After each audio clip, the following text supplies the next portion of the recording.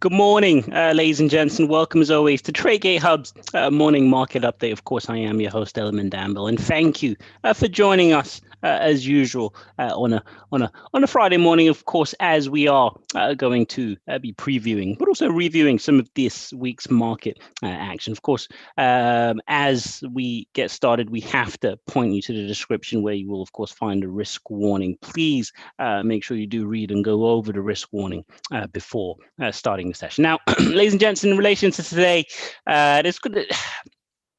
it seems like every morning we always say there's quite a lot happening, and essentially today is no different. We do have quite a lot happening in the world of financial markets. Of course, for those of you who attended on Wednesday, you would have seen somewhat of the drop which took place in Bitcoin. Since then, we saw further drops. Of course, you remember we looked at crude oil, S&P 500. So we will briefly look at some of those as well, just to see how some of those markets have somewhat progressed since we had the session last. Of course, if you're looking towards the economic calendar as well, you will see quite a lot happening today. Also here in the UK, essentially yesterday, we saw COVID cases rise to their highest since April 29th. But that essentially wasn't enough to deter the FTSE 100 from climbing back towards the 7,000 mark. Of course, we had more Elon Musk tweets yesterday in relation to Dogecoin. Of course, that creating some volatility. Later on today, we have a manufacturing PMI from the US as well. So some volatility is expected from the US. And of course, in relation to the US, we saw jobless claims yesterday continue to hold stable a bit below 500,000 applications. So I believe last week it was 444,000 applications as far as initial jobless claims there in the US. So we are seeing quite a lot in relation to economic data coming out in recent days. And of course, we are seeing the impacts that this is having on markets. Now, sticking with gold, and in relation to gold, essentially looking at how this is impacting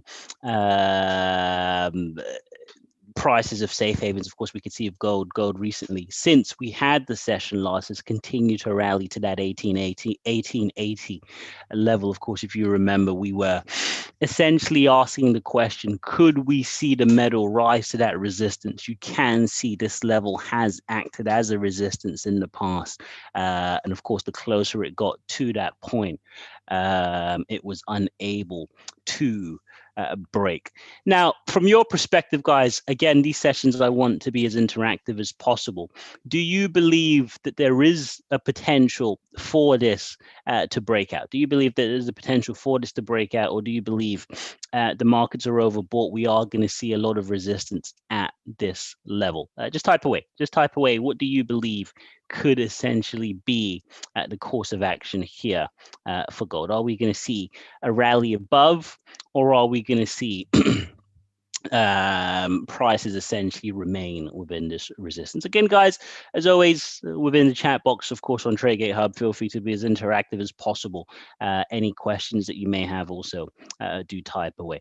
Now, for me, how it is looking, especially on a daily time frame, I think it's going to be interesting to see what happens by manufacturing PMI release later on. At the moment, it is looking, it has broken over that 70. Of course, you can see it's at 72.3, but can it continue towards those 90 levels? I'm a bit unsure. You have seen quite a lot of bearish activity take place where we are as well. And the markets, of course, this ascending triangle has lasted pretty much since early April, or late March, early April. So potentially we could be waiting for a reversal here in gold. Again, it really depends on the strength of the dollar, and if we do see some bullish activity coming from the US. So that's gold. Next up, let's actually start with Ethereum today instead of Bitcoin. Let's actually start with Ethereum. And guys, what we typically see with cryptos is essentially one size fits all. If we do see somewhat bearish opportunities there in Bitcoin, or bearish moves in Bitcoin, that essentially seems to feed through to the other cryptocurrencies. Essentially, Bitcoin this week, I think in May alone, has fallen over 30%, essentially going back to the levels pre-Tesla investment. So we are seeing BTC USD fall back to those January levels. essentially since Elon Musk. I need to stop using the word essentially. I'm just noticing that every time the word essentially seems to be the first which comes out. But overall, let's try a different word there. Overall, we are seeing crypto prices going back to those pre-Tesla levels before, of course, Musk and the team over there decided to report their investment in the cryptocurrency. Now you are seeing somewhat of a floor take place there at around $2,600. The question is, are we going to see, similar to what we just said with gold, is this actually the floor? Now, for me, how would I put this? It looks like a floor, but is it the floor, I think is the question. Is it the floor? We have to wait and see. Currently at 42, 38 seems to be that net, or even you could say where we are now, around 40s, 39, 40. You do have somewhat of a floor, which transpired there. Of course, now you can see the markets back there. You can see that there as well. So around 39 seems to be a floor. It hasn't hit that as of yet. So could we see potential declines to that 39 level? Once it gets there, the question will, of course, be asked, is that the real floor, or are we going to see a breakdown below heading towards 23 potentially? So there is a lot of questions to be asked in relation to this. And one of the areas which could potentially provide us some answers is the the moving averages. So we've had that downwards crossover there. Now it is somewhat positioned for a reversal, for an upwards cross in the H4 time frame. But if you're looking at the longer term time frame, ladies and gents, if you're looking at, let's say, even a daily still suggests there could still be some bearish opportunities left in this. The only I would say saying the main saving grace in this is looking at Ethereum, zooming out. The last time we saw the RSI really break down below 39 was January of last year. So we haven't seen, relatively for a long time, just almost a year and a half, we haven't seen the markets break out of this floor. So is it going to happen now? Who knows? So of course we are seeing quite a lot of, how would I describe this? Just because something hasn't happened for a long time doesn't mean it will not happen. It means the chances of it happening are less and less, but that does not take away from the possibility. Now, the reasons why the possibilities are increasing for me is look at the RSI, look at the, I'm keep on calling the moving averages RSIs today, but look at the moving averages. It is absolutely positioned for a downwards crossover, the same way it was positioned for a downwards crossover all through the last few months of the last, I don't know, 3 or 4 months of the year until we initially had that crossover there in March. So just because it's been positioned for a downwards crossover since April, since the 29th of March, we just saw the moving averages continue to mature. At any time it could have crossed over. It just hadn't. Eventually it will. Eventually it will. And if that does happen, could we see this head even lower? And where could that lead prices?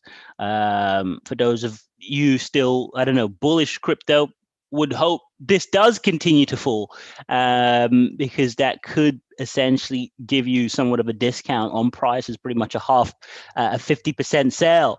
If prices go back to that floor of 1367, that essentially is a half price from where we were pretty much a few days ago. So that I wouldn't be surprised. A lot of people are looking for that buy the dip.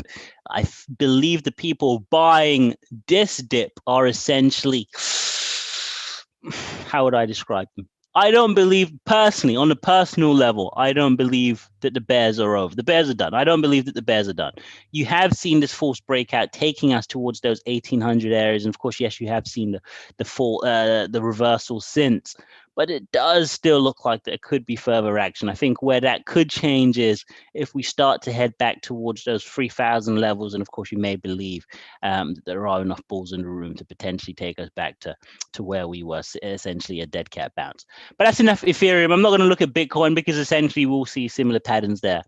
But moving onwards and upwards, moving to getting into the forex side of things a bit earlier on, cable GBP USD, guys. If you remember, again on when was it? When did we have the session last Wednesday? Let's go back 1, 2, 3. We had the markets essentially falling flat. We were essentially asking the question: are we going to see this continue to plummet?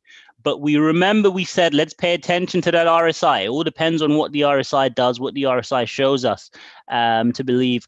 Is it going to continue towards 139, or are we going to see a bounce? Essentially, as that market sold off on Wednesday, you see that level of 60. It just wasn't broken. It wasn't broken. It remained. It started to head to 61, 62, where I believe a lot of bulls would have taken some confidence from the fact that the RSI didn't break that particular floor, and would have essentially bought. And of course, we have seen the result yesterday, Thursday, a huge run back towards those 141, 142 levels in relation to £1 being the equivalent of $1.42. So that move had taken place. Even now, you are seeing a lot of uncertainty, but still on the higher side of things. Let me just quickly zoom out and just look at this a bit clearer. Just bear with us there a sec. Okay, look at that. So you do have resistance there at 69. We're still at 64. So there is still a lot of potential climbing to be done here, taking us towards that 69 level. Let's look at the 1 hour time frame. How is this positioned in the shorter term time frame as well? Shorter term. Okay, shorter term, it's a bit more interesting in the sense it does look a bit more bearish. You've had that crossover, 10 against 25, 10 and 25 against 50 EMA.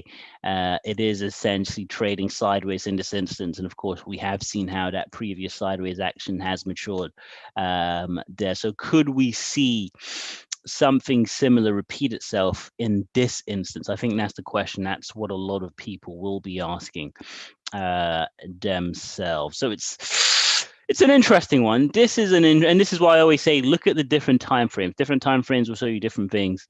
And in a 1 hour, it will be hard for any one of us to say that this does not look bearish. It would be very, very hard for us to say that this does not look bearish.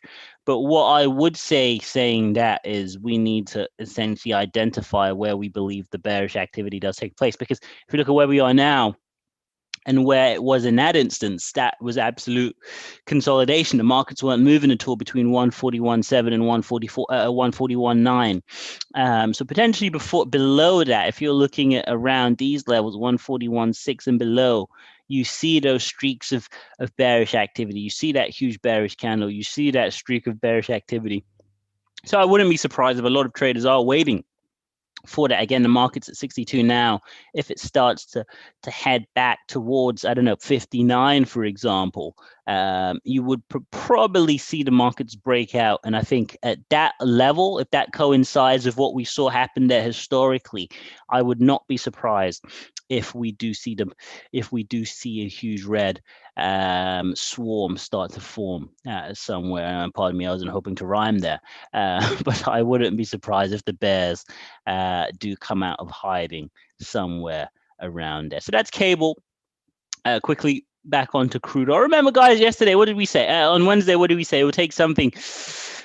Did we say special? Something relatively special to see crude oil prices back down. I forgot what happened yesterday. I did look at the inventories numbers. They escaped me now. Let me just try and quickly bring them up as far as crude oil inventories. But what we are seeing at the moment, it seems the EIA, the Energy Information Administration, are essentially right in what they are saying.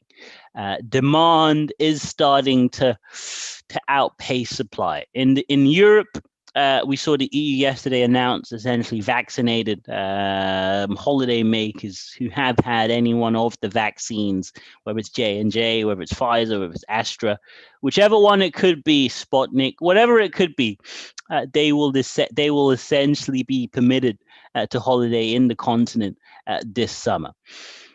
Now, here in the UK alone, over half, I think close to 40 million, around 37 million Brits, 60-70% of the population, adult population, has already been vaccinated. So you are seeing quite a lot of potential for people to travel again. But again, luck, unfortunately for me, I still haven't received they still haven't sent me the text to go and get my shot. But taking away from my own discrepancies and disgruntledness, a lot of people have. And essentially what you are seeing, I believe, in even EasyJet, I remember reading yesterday, they announced that 90% of their fleet will be back ready for action this summer as well. So you are seeing a lot of airline companies and travel companies begin to see that demand, begin to prep for reintroduction to travel. And as this happens, of course, the demand for oil will rise. But again, OPEC, what are you going to do? Russia, what are you going to do? Essentially, yesterday, I believe Iran, without having that consensus from OPEC, I believe Iran essentially stated they are looking at increasing supply. And typically that's what we see. We see, I don't know, one party come out before the rest, putting pressure on the rest essentially to follow suit. So I believe Iran here essentially were the first over the wall. And that's one of the reasons, because at the time, it didn't come designed from an OPEC decision. It just came anecdotally from one of the member countries deciding, okay, we're going to increase supply regardless of what you do. We're out there. Join us if you may. And of course, that's why we see oil prices break below that resistance in which it held for the last 3.5 weeks at least. That 3.5 week resistance since you saw there since around the 27th of 26th, 27th of April was finally broken yesterday and today. Now, realistically, it looks like it may not go any below 60.4. Let's look at the RSI, but the RSI looks, in a sense, has already found its floor of around 40, and it's starting to tail off and essentially consolidate. So are we looking at the potential for reversal already, or are we going to see just a bit more of a decline before we do see some buys? Pay attention to the moving averages. Again, had that crossover, that last crossover took place April 15th. What are we, May 21st? Still no crossover. It's positioned again like there will be. We saw the last huge crossover there in March. There's been a few bearish crossovers. You saw one there in March. You saw one in April. So it's essentially a monthly theme of having these bearish crossovers in the last 3 months. But are we going to see one take place there? And if it does, if that does happen, then probably we're heading to 57. If we do see that bearish crossover there, that red against blue, I do believe we could be headed to 57, similar to the last time there in March. We really saw the markets really drop in momentum to this degree. So do look out for that. Look out for what OPEC decides to do as well. That could be very, very interesting. Quickly looking forward to the DAX. I want to see what the DAX was doing since we had that announcement there from the EU. You have seen some bulls in the last few days. Markets rebounding after starting the first half of the week in the red. Threading in further declines. We are seeing indices here in not only in the UK but also Europe start to somewhat rebound. So you are seeing the DAX trying to move back towards those record highs last set there on Tuesday. So could that happen? Potentially. I wouldn't be surprised if it does. So let's definitely pay close attention there to the DAX. Some uncertainty where we are, especially in the daily time frame, but looking at the shorter term time frame as well. It's weird. Every time I look at the H1, it always paints a completely different narrative, and this is similar to what we were looking at. I believe, I forgot what it was. I think it was cable. This is painting a very, very bearish narrative. It is painting a very bearish narrative there. But at the same time, it really depends on this. If we see that 61 level held, we're currently just below. But if it doesn't head to 59, if it doesn't head to 58, and it starts to slowly creep back up, I wouldn't be surprised if the bulls, which were in that area there, if they essentially tried to re-enter the fray, taking us back to, or attempting to take us back towards those ATHs. Okay, so there's the DAX. What else? I'm probably going to look at one more. I'm going to look at one more before we end the session for today, end the session for this week. And again, guys, what I would say as far as this week, it's been a great week. Quite a lot has been happening across the board.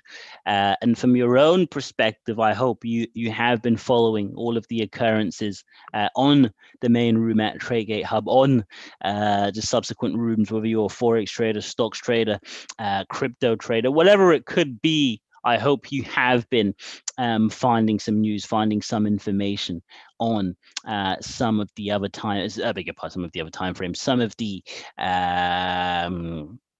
tools that we have available for you on TradeGate Hub. Of course, later on, we are going to have Del P, we are going to have Mike V also hosting some sessions. So you will have more in relation to the equities market, how the US opens and things of that nature. So do continue to stay tuned to TradeGate Hub. But as far as me, before we end the session, we are going to look at one more. I think it is fitting, being here in the UK, just to quickly look at the FTSE, the UK 100, before we do call it a day. Now, so far today, we're seeing quite a lot of red. We are seeing quite a lot of red. The UK 100 did move back into the 7K area yesterday, but it has swiftly fallen back out of it today. I think the main thing to consider here, again, guys, there's a theme. There's a theme, and I'm probably going to end on this. We do see and we do notice a theme. A lot of these indices are positioned long-term for a bearish crossover. Look at the FTSE 100. Look at that moving average. It is positioned for a bearish potential swing. You look at the RSI, it's slightly overbought. Let's go back quickly to the DAX. Same thing. Moving averages, in a sense, are positioned to go lower. Markets are slightly overbought. Looking at the S&P 500, same thing. All pretty much just above 50. I'm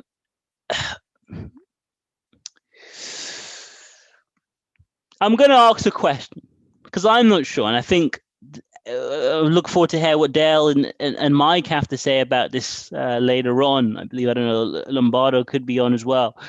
Great crew over there in the US. Absolutely. I do always look forward to hearing from those three gentlemen there, and I'm sure you do as well. But is this actually a flaw? Have we found a flaw? Or are we heading lower, guys? Are we heading lower, and are we just resisting seeing it for now? Because I just can't.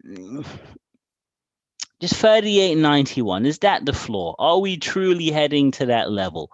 For whatever reason, whatever it could be, the reason, I have no idea as of yet. Would it be just inflation, Fed inaction from the Fed? COVID, Indian variants, or whatever it could be. It just seems the markets are hovering lower. And I just about even yesterday, I believe, I don't know, Oatly, Swedish oat milk company, I don't know, listed on the NASDAQ, it was up damn near 30% at one stage. NASDAQ was up as well. But no matter what's coming out, regardless of the data, the markets so far have really failed to move away from this uncertainty. So does that mean that there is something upcoming that we just haven't seen yet? Or is it just there isn't enough information for it to really decide how to move? Hopefully, with the manufacturing numbers coming out later on, that does give us a bit more direction as far as how things could potentially move. But guys, pay attention to TGH. There is a lot of uncertainty, but hopefully TGH TradeGate Hub helps you to get that clarity throughout the day, throughout the weeks, and of course the months ahead. So guys, that is my time. I am your host. It's been a pleasure having you again today. I will catch you on Monday. Have an absolutely fantastic weekend. Hopefully the sun is shining where you are, and I will catch you next week. All the best. Take care. Bye-bye.